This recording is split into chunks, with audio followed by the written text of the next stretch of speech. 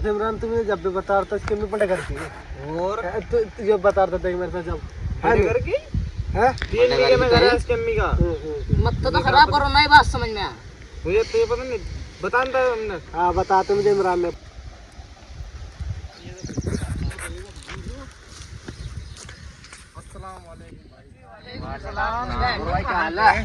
बढ़िया। और सुनाओ क्या कर रहे हैं भाई? कुछ भी नहीं यार, बैठे हैं बस टाइम पास कर रहे हैं। हाँ भाई सारे हाँ चलो मैं आ रहा 5 मिनट में। कितने रोजे रखो? कहाँ रहेगा शायद बहुत देर का गया हुआ है तो चलने देख देख का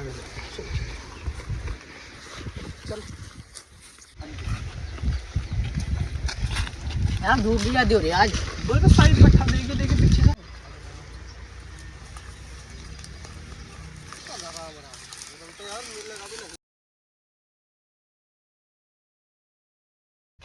वो तो बीड़ी पी रहा तू तो रमजान से